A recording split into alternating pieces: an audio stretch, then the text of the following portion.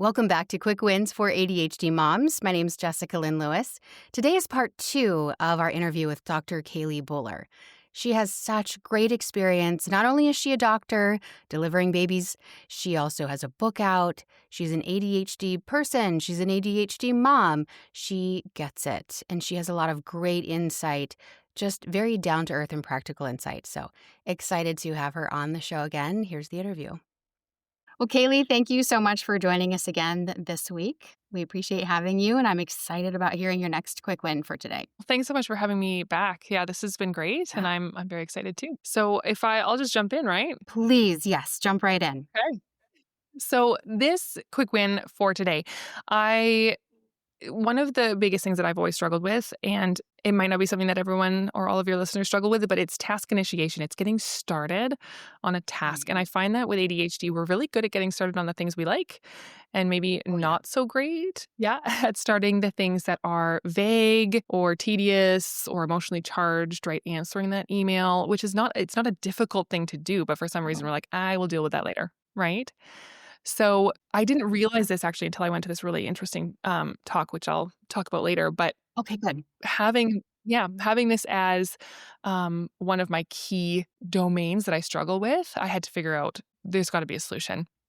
So what I did and what I found worked was on my to-do list that I use every day, there is a recurring task, and it just says do one quick thing, do one quick task. And that's what it says. It's quick task on my to-do list. So every day I do one thing that I know will take me 5 minutes or less, something that I've been avoiding, something that I don't want to do, right? And I found that just adding that and being able to check the box every day, because we find that so satisfying, right?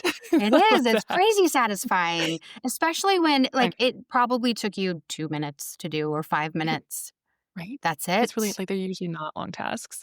No. But for example, every year I have to renew my corporation, my medical corporation, and it's not hard, but every year I forget how to do it. So I don't remember. So the first thing I have to do is remember, figure out how to do it. And so I put it off. But then when I figure it out, it's actually really easy. And it takes me 5 minutes, right? But I'll put it off for a month. It'll be So having that mentality now where I just once a day, I do one thing that's bothering me that I just haven't had the time to do. And then once I do one, sometimes I'm even motivated then to do more, right? Because it feels so good. You get that dopamine hit of, I could cross that off. I have enough time to do another one. Absolutely. Yeah. Yeah. And gamify it. Yeah. And I know some people, and if that even seems too much, sometimes it's just starting the task. So saying, I'm going to spend 60 seconds, 1 minute on this task that I don't want to do. Because even that, practicing starting, once you've started, usually people can finish, right? So even if your to-do list item was start a task that I don't want to do, even that would probably be really helpful. Yeah, to be very specific about what that task is. You mean listing the task, do something hard on your task? Yeah. So on my to-do list, it literally just says do a quick task. And then I will look through my items and say, what is something that I didn't really want to do today that I should do? Oh, I got to send an email to this person, right? That'll be my quick task for today. Nice. So on your tasks, I'm curious how you organize it. So do you have one long big task, or do you have a couple different tasks organized in different categories? So super good question. I do theoretically, fundamentally, I do have it organized and it's so pretty. But I never use any of those features ever. I don't. So I've got my mommy admin section and my parenting admin section that I share with my husband. And then I've got my work, and then I've got it's all sort of organized, and you put a hashtag on a task and it'll categorize it for you. I just have a running list, right? So what I actually use is my do this, and it shows up in my today list. And then if I don't get it done, I can put it in tomorrow's list. It rolls really over. Easily. It just rolls over. Yeah. Which I have found is almost too easy to just go tomorrow. That's tomorrow. True. It I'll is just easy, do that tomorrow. Right? I know. So what winds up happening, and I can even probably show you, but they're all overdue now. So I have this list of overdue tasks, and then I have my today tasks. So it shows up on one screen, overdue, today. And then, of course, it'll send me notifications, be like, you have 23 tasks today. And I'll be like, oh, I really don't want to do 23 tasks today. But I'm not going to do 23. It's not going to happen. I know that. I'm just going to pick one. So, right, I'm going to pick one. And then there's some that are really easy. And those are the really fun ones. give my cat her medication. Boop, done, right? Those are the ones that I really, because I can check that off every day, right? Yeah. And so I put those on my list too, because I know that it feels good to check those items off. And so I will purposefully put things in there just for the sake of being able to check them off, right? I know everybody does that Yeah. to an Oh, extent, I right? add things. Yeah. I'll be like, first part, do this. So I can write, so I can check that off. And I know too, because Yes. I think putting something on your task list that's huge, Hmm. and not breaking it down into teeny little pieces can also be a barrier to crossing things off your Absolutely. task. And I saw your episode on that too, the micro tasks. It's so, so important. It's so important. And I actually have a different quick win. Maybe we'll talk about that another time. That's very Okay. much Yeah. related to the micro tasks. Yes. Yeah. Yeah. I think for me, that was game changer. Um, Absolutely. realizing how do I break this down? Mhm. And if you don't know how to break it down, ask somebody else. Get out of your own head. Mhm. Go on Chat GPT or something and just say, here's the Right? task that I'm working on. It's overwhelming. How do I break this down? And it'll be like, Mhm. oh, well, just and then, oh, Right? So okay, well, good. I can do Yeah. that. Yeah. Yeah. And I find that that was one of the like, that particular feature of ADHD was one of the things that I was constantly explaining to other people, right? So my husband doesn't get it. My brother, his son, so my nephew has ADHD, quite severe, and Yeah. he doesn't get it. And I remember saying, like, you can't tell your child, go clean your room. Like, that doesn't It doesn't work. connect. Like, it just, so you have to give them, and I remember that. I remember that from when I was younger. Like, cleaning my room was this, like, Herculean task. I'm like, "Well, Mhm. if I'm gonna clean, then first I have to get the laundry off the floor, but then I have to make the bed before I can get the laundry off the floor, and then I'll put the laundry on the bed, and then I'll have to fold the laundry, and then I can pick up the," like, it became this thing, right? This beast that I couldn't overcome, whereas if it had just been, Pick the clothes put up off the your floor. clean laun right, step 1. Or, yeah, put the clean Awesome, laundry away. That's it. right? That's all I want you to That's it. do today. Exactly, right? Step by step, and Yeah. I told him, I was like, "You might even have to, if you say, like, pick the garbage up out of your room, follow him around with a garbage can," right? Pick the garbage up, pick the garbage up, right? And Because this was back when he was 6 years old, right? yeah. And they're learning. I think sometimes as parents, we think, well, you should just know how to do that. Right. And the reality is some kids do. Some kids pick it up and are fine. And Mhm. we compare our kids to the other kids who can just do it. And we Right. realize, okay, we need to break this down a little bit easier for them. Absolutely. It's And not the same, and I help them. help I like them. that idea of like Yeah. hold the trash can for them. Yeah, so you're almost like a constant visual reminder of what they're supposed to be doing so that you're Oh, not that's constantly good. nagging them. Mhm. That's good. Visual Right? reminders are huge. Yeah. Mhm. Because Yeah, and we my have kids will our they'll yeah. go up to the room and be like, what, why am I here? What am I doing? Right? You're, you're Yes. cleaning your room. Yeah. Right. Yeah, absolutely, yeah, and so we have a lot of visual cues in our house as well. My son hasn't, formally been diagnosed with anything, but we know. Suspect. Yeah, so it's something. We don't have a formal diagnosis of anything, but there's something that's making it challenging for him in school, making it challenging for him at home. And so we created a school day clock. So I have this clock that I've painted. So I just bought a cheap clock and I painted it. So pink is breakfast, right? So this is when you have your breakfast. And this is so that he can Oh, see, because he can't tell time yet, right? He's not old enough to be able to read a clock. right. So during the pink, you're eating breakfast. During yellow, we're going upstairs, getting our teeth, right? And so it's all there. And one of the things that I found works really well for him too, especially because mornings are hard with Yeah. kids who are unfocused, right? Very much so, getting them. Impossible. Yeah. So we have a reward system, right? So if everything's done by the time we get to blue, you can watch TV till it's time to go. Yes. Oh, that's So, brilliant. That is a huge, yeah, my kids would be like, done. right? I've got 20 minutes. Right. Right, and so they'd probably hustle and get everything done so that Oh, they yeah. could get that bonus, which I know would not work for all parents because some parents have a really hard time turning the TV off again when that time is up. Yes, that's also, but Right. it doesn't have to be TV. It could be something else It could be that, anything else. Yeah, or you could yeah. play for 5 minutes before we go. Like, you could do something fun or Yeah. whatever the case may be. We found my son, in which I actually wonder if he's a little bit on the spectrum, mostly because he's a rule follower. So if we say the TV turns Oh, off at yeah. this time, he's okay with it. Like, he's like, "Well, that's a rule. I follow the rules." Oh, And wow. he's So you very probably have to structured be and really very careful then with how you develop the rules so it doesn't become a too regimented. too Absolutely, because we regimented. found that the common sense will not override the rules, and I'm actually very worried that sometime there's gonna be a rule that he's in an unsafe situation, but he can't manage it because the rule is this. Do you know what I The mean? rule is overriding. And Mhm. that'll come in time, and he's still really young and developing and learning. But it is interesting figuring that out as they're so young. Unfortunately, I wasn't diagnosed until my son was, I think, 7 and my oldest was 15. Like they were older. And I Mhm. think Right. it would have been so different if I understood all of this back when I Right. started having kids. It would be a Oh, game no kidding. changer. And, so how, for you, how is it being an ADHD mom with ADHD kids and these ADHD Yeah. tendencies? How do you Yeah. Oh, how do you manage that? you know what? I honestly, in some ways, I think that it's easier, right? And I know that if well, it probably isn't, but it feels easier because I get it. I was there, I Yeah. lived it, right? So when I see my child struggling with something, I can really empathize with that because I'm like, yeah, God, that was hard. That was so hard, and it shouldn't be hard. Yeah. But cleaning your room was a big, hard task. And so instead of getting angry at my child for not Mhm. tidying up his room, which is what most parents who don't understand That's the ADHD default. would Yeah. would want to do probably. I'm not saying that they would do it, but that's where their emotions would probably go like, why aren't you listening to me? Why aren't you doing it? Like they're not being Oh, yeah. That rebellious. was me. Yep. They're just struggling. And I They remember don't know. so clearly this one moment, and it was the smallest thing, but I remember my son, I picked him up from school and I said, okay, hop in the car.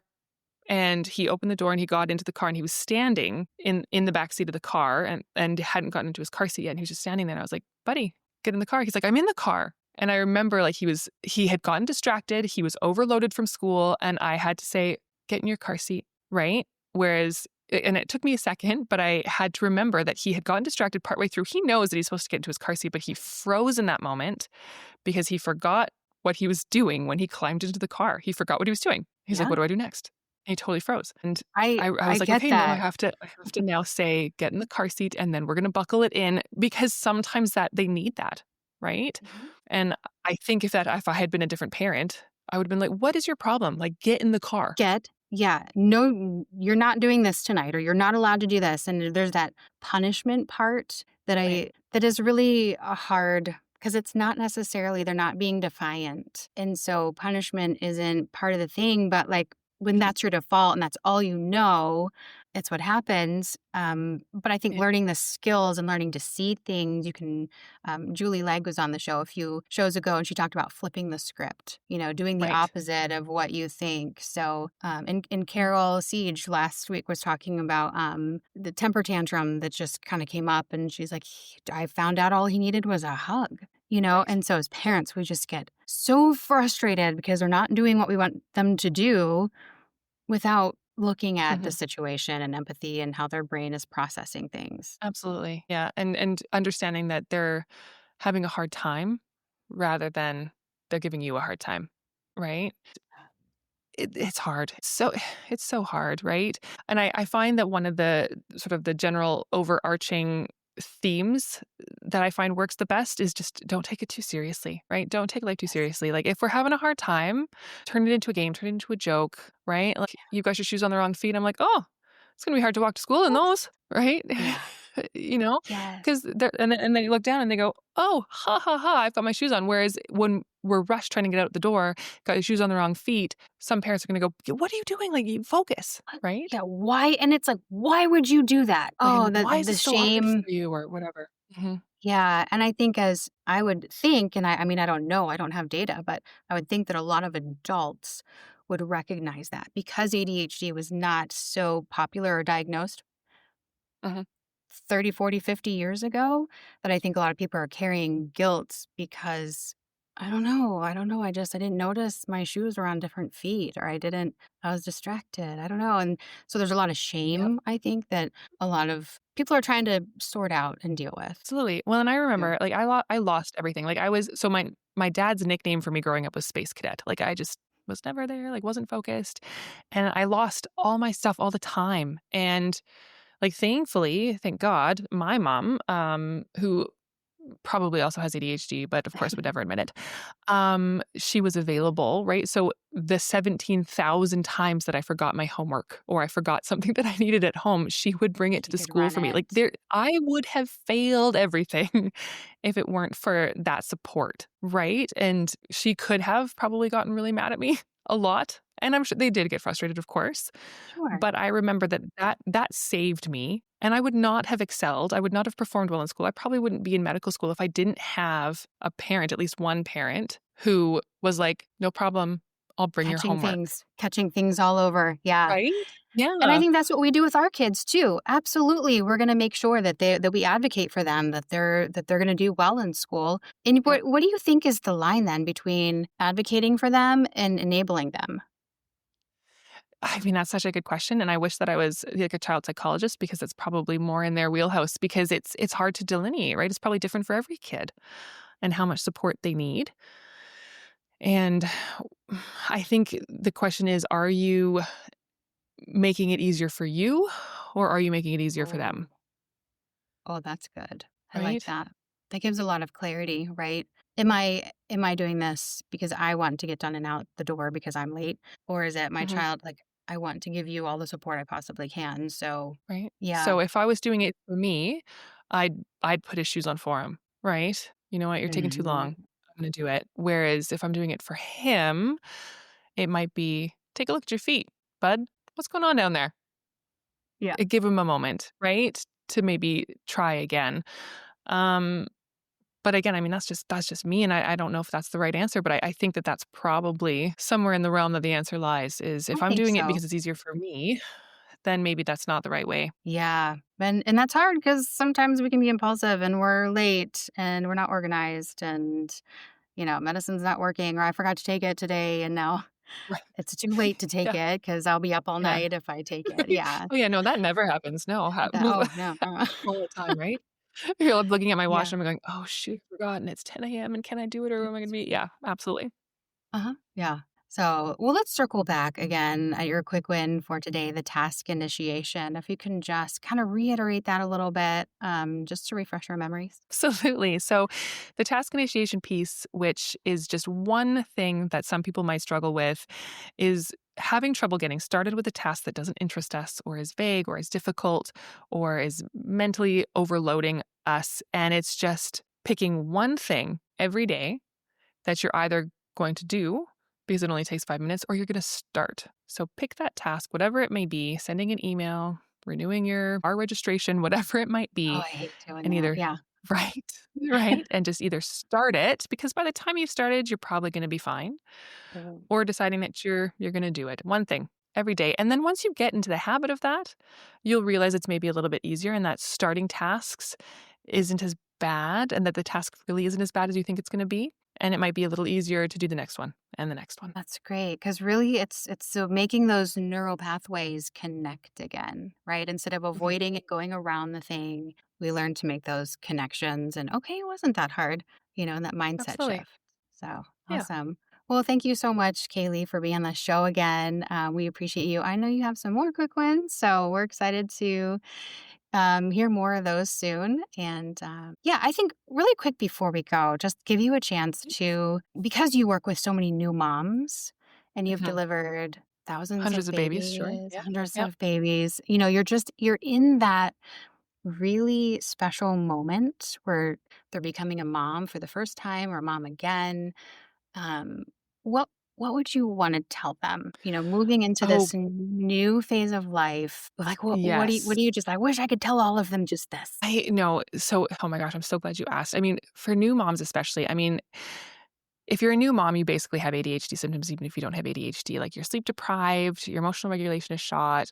And if you do have Hormones. ADHD, right? Yeah, everything. Yeah. Um, you're already struggling with that. Your brain's already on fire, and now you've got, this little tiny human and 47 urgent tasks all of a sudden, right? And I think the key thing that I would want every new mom to know is that you don't have to be organized to be a safe and competent and loving parent. You can borrow structure, right? Like you can use someone Oh, else's scaffolding to build healthy coping techniques, right? And that's why things like this podcast are so great. And that's why my book that I've written, and honestly, if you have ADHD, you'll probably be able to tell that I do too, because it's just here's the issue, here's what you need to know. What's next, right? I want to give you the information, the checklists, the scripts, so that the quick you don't wins. have to carry that in your brain because being a new mom is hard enough as it is, but Mhm. being a new mom and struggling with ADHD, like that's almost impossible. Yeah. And it Yeah, honestly we've both been doesn't really through get it, a right? lot easier, right? Like, you get through the first newborn phase, and then all of a sudden you've got a toddler and another newborn, right? And then when you get through that newborn phase, then this kid's in extracurriculars or in school, and you're getting papers and emails, and you have to remember tasks. Like, it's gonna be momhood, right? Like, that's what it is. That's the Yeah, game. So using structure that you've borrowed is totally okay. And also that none of this is a deficiency of you. It's just how your brain works, yeah. and that's okay too, right? I like that. It's taking those things away because there's that imposter syndrome too. Why am I like this? There's all these other moms who are just it looks so easy. I'm sure they're struggling too, but adding that layer of Right. ADHD and Mhm. momhood and sleep deprivation, That's that's big. so hard because we need our sleep for brain to function. So Yeah, that's beautiful. absolutely. Thank you. I appreciate Oh, it. thanks. Well, we're excited to talk to you again soon with some more quick wins. So thank you so much, Kaylee, for being on the show today. Thanks again.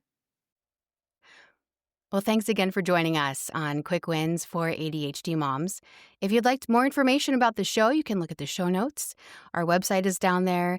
Dr. Kailey Buller's information is down there. Please connect with her. She's wonderful to get to know. All of our guests have been amazing. You can find us at theadhdmom.com. You can email me directly, Jessica at theadhdmom.com. If you are an ADHD mom with a quick win, I would absolutely love to hear from you. We can hop on a call, chat a little bit, and see what if you have anything that works for you that might work with thousands of other moms. Also, please join our email list. That's probably the best way to stay in touch, be notified of the latest shows. That's all of that is in the show notes. So until next time, have a great week.